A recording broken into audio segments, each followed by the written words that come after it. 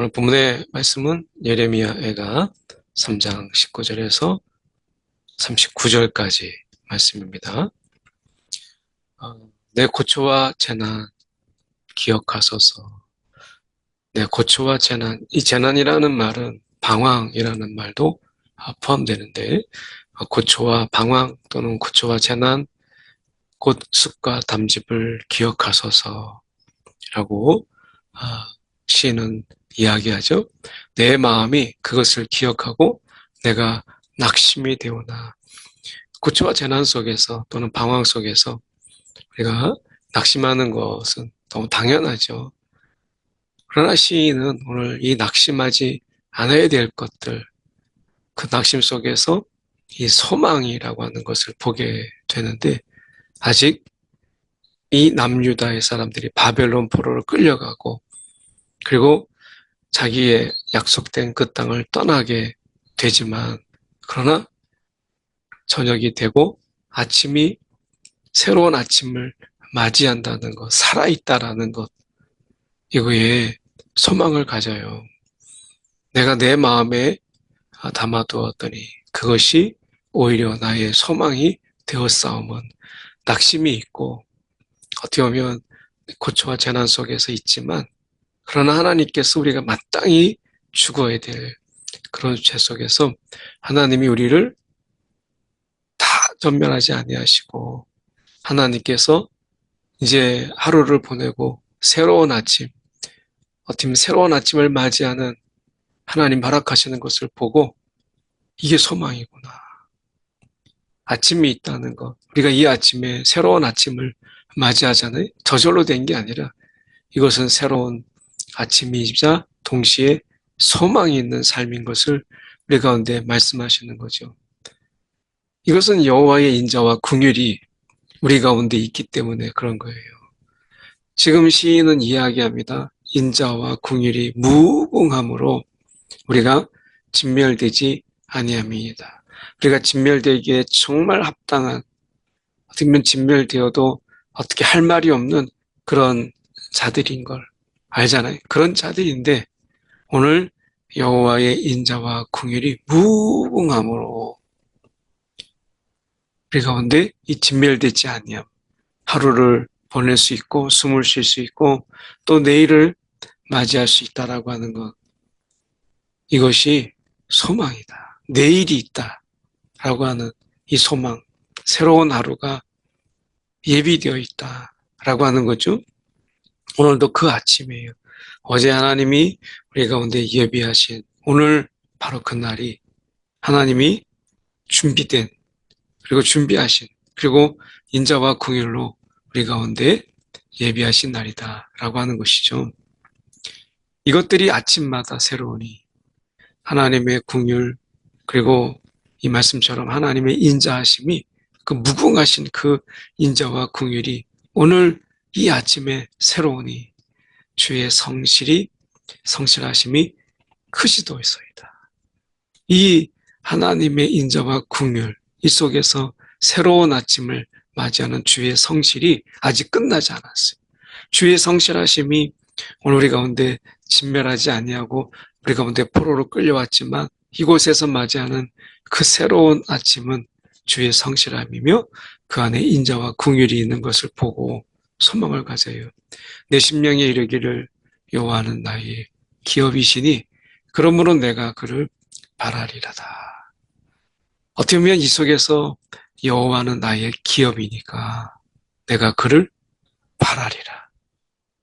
내가 세상에 바라볼 게 없는데, 어디를 둘러봐도 낙심뿐인데 여호와는 나의 기업이다.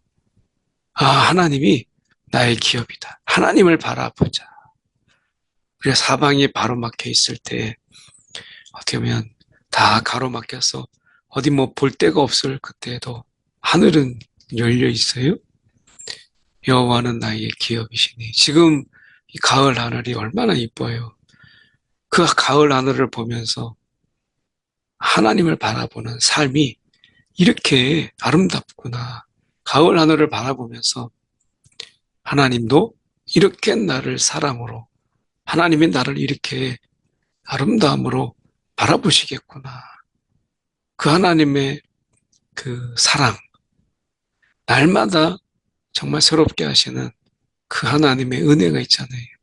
비가 오고 아침이 될 때 그 청명한 하늘을 바라보면서 그 많은 비가 모든 것을 적시고 우중충하게 만들고 그리고 어둡게 만들지만 그러나 그 아침에 다른 아침에 맞이할 때 비가 그친 그 아침을 보면 얼마나 청명하고 그 공기조차 얼마나 맑아요.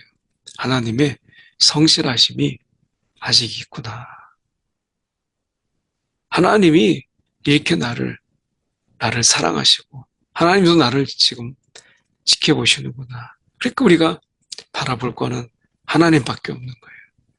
여호와는 나의 기업이시니 여호와는 나의 기업이시니 하나님이 우리의 소망이 되고 우리의 분깃이 되고 또한 우리의 모든 것이 되죠.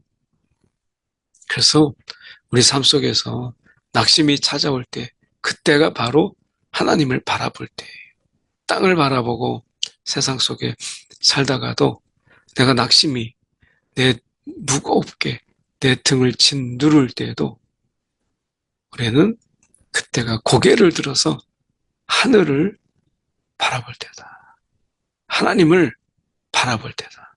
내 뒤에 등에 짊어진 낙심 그거 벗어 던져버리고 하나님을 바라보는 거예요. 고개도 펴고 어깨도 펴고 등도 우리가 펴서 하나님을 바라보는 거예요. 낙심 떨어뜨리면 행여나 깨질까 걱정하죠. 그거 다 내려놓고 하나님 바라보는 거예요. 기다리는 자들에게 그리고 구하는 영혼들에게 여호와는 선하시다. 하나님의 궁휼함을 바라보고 구원을 바라보면서 그 기다림을 우리가 지루하게 여기지 아니하고 하나님이 날마다 새롭게 하시는 그 하나님을 바라보면서 새롭게 하심을 우리가 누리다가 그 하나님을 기다리는 거죠. 지금은 힘들고 어렵지만 하나님의 성실하심은 지금도 계속되기에 기다리는 신앙 안에서 이 기다림 하나님이 나를 아직 포기하지 않았다. 하나님이 나를 완전히 진멸하지 않았다. 하나님이 나에게 새로운 하루를 허락하신다면 오늘도 우리가 그 설렘으로 하나님을 기다리며 하나님의 구원을 바라는 그런 삶. 어떻게 보면 이 시인은 그런 가운데 이 하루라는 시간 속에서 하나님을 발견해요. 그러면서 그가 이렇게 얘기합니다. 사람이 여호와의 구원을 바라고 잠잠히 기다림이 좋도다. 구원을 바라고 이 기다리는 것이 참 좋다라고 이야기하면서 27절에 반전의 이야기가 있어요. 젊었을 때 멍에를 매는 것이 좋으니 우리가 고생은 사서도 한다라고 하지만 이 젊었을 때 이 멍에를 매는 것 하나님과 함께하는 비결을 배우는 것 이거죠. 우리가 보다 빨리 하나님을 찾고 하나님을 구하는 정말 낙심 속에서 이 세상은 볼 게 아니구나. 하나님을 바라봐야 되겠다라고 하는 것을 보다 젊을 때 경험하는 것. 우리는 세상에서는 어떻게 얘기하죠? 사람들이 내가 하고 싶은 거 다 하다가 정말 마지막 때 내가 예수를 믿는 그런 삶을 동경해요. 하고 싶은 거, 죄 짓고 싶은 거 다 쾌락, 향락 다 추구하다가 맨 마지막에 죽을 때 직전에 예수 믿는 삶. 그런 삶 얼마나 좋을까 이렇게 부러워하죠. 근데 시인은 반대예요. 젊었을 때 멍에를 매는 것이 좋으니 젊었을 때 예수를 만나고 젊었을 때 내가 죄인인 걸 깨닫게 되고 젊었을 때 이 낙심과 고통 속에서 하나님을 바라보는 법을 배울 때 그 남은 인생이 얼마나 값지겠어요. 그 남은 인생이 얼마나 하나님을 바라보며 살겠어요.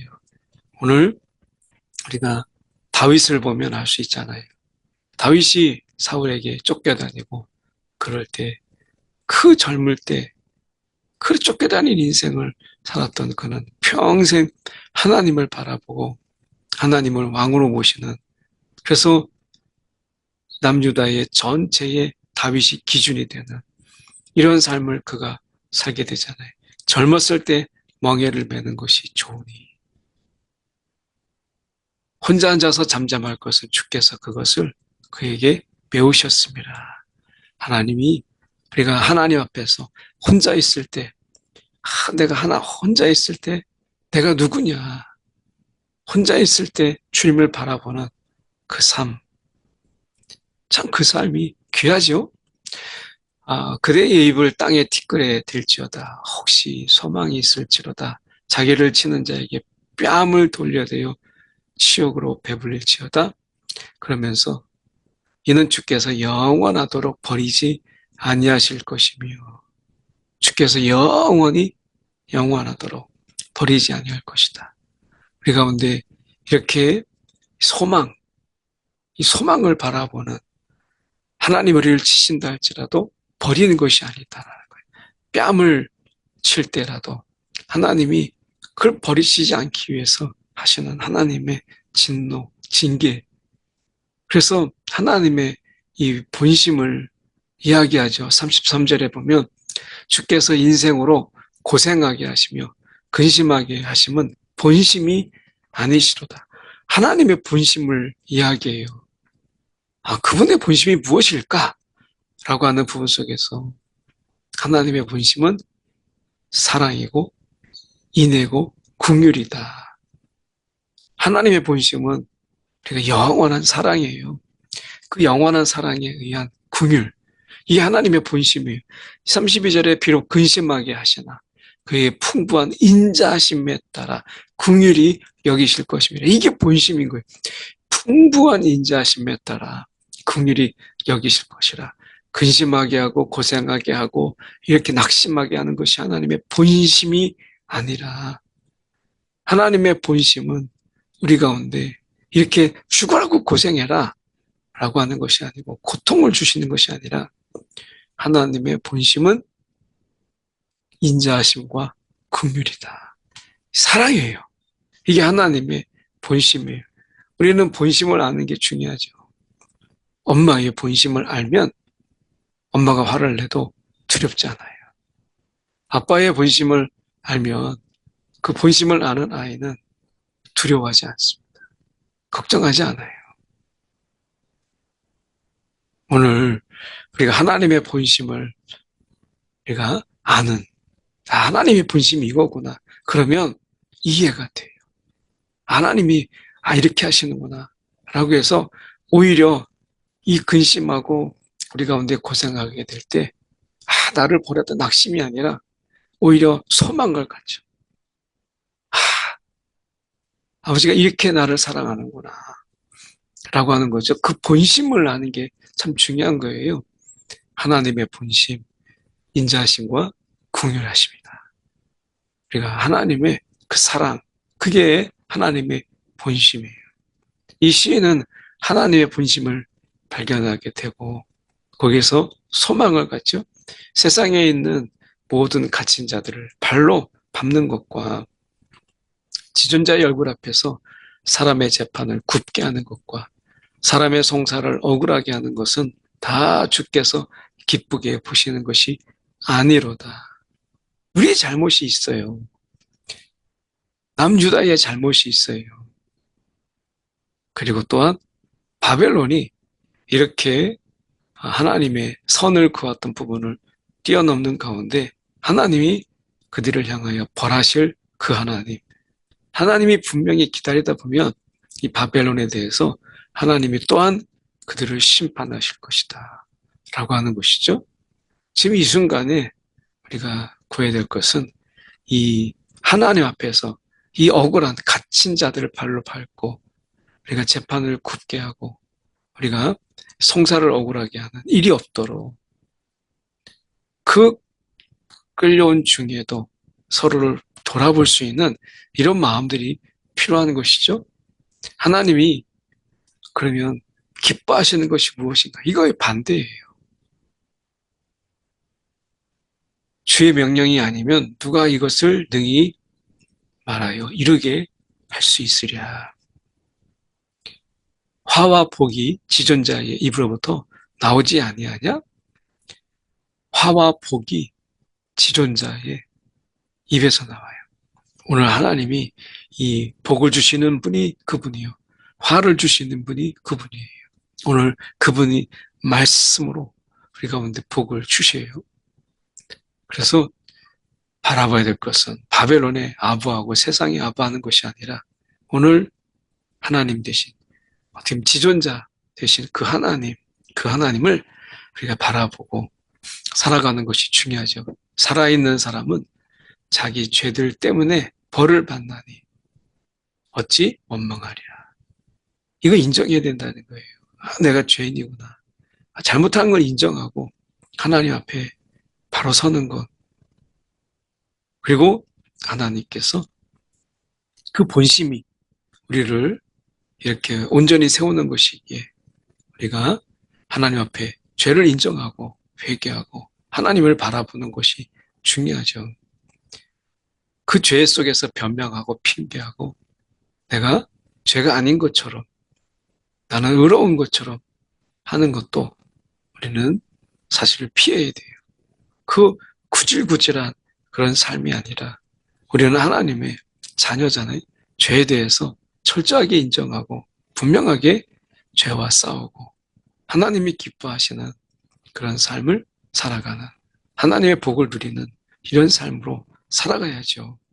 오늘 하나님 앞에 우리가 혹시 잘못하고 우리가 죄 지은 것이 있다면 그 하나님 앞에 우리가 마땅히 하나님의 때로는 징계를 진노를 우리가 감사함으로 받아들이고 다윗처럼 그리고 그 앞에서 우리는 그 하나님을 바라보는 우리가 하나님께 얼굴을 돌릴 그때가 영적으로 가장 위기예요. 하나님을 바라보는 어느 순간이든지 하나님을 바라보는 그런 삶 속에서는 소망이 가득하다라고 하는 것. 오늘도 새로운 아침, 이 아침에 우리가 하나님을 찾고 하나님을 구하는 새로운 날이잖아요. 어제 어떤 날이었든 간에 오늘 새로운 날. 오늘도 하나님이 우리를 사랑하시기에 그 신실함으로 예비하신 이 하루.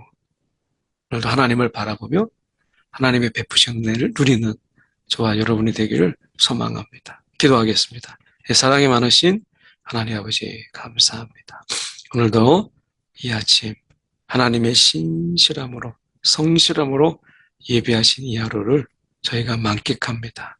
오늘도 하나님을 바라보며 우리의 부족함이지만 하나님께 구하며 체험으로 우리가 이 하루를 은혜 가운데 누리는 우리의 삶이 되게 하여 주옵소서. 어떤 상황이든지 하나님의 본심을 잃지 않는, 빼앗기지 아니하는, 본심을 오해하는 우리의 삶이 되지 않도록 오늘도 우리를 붙잡아 주시옵소서.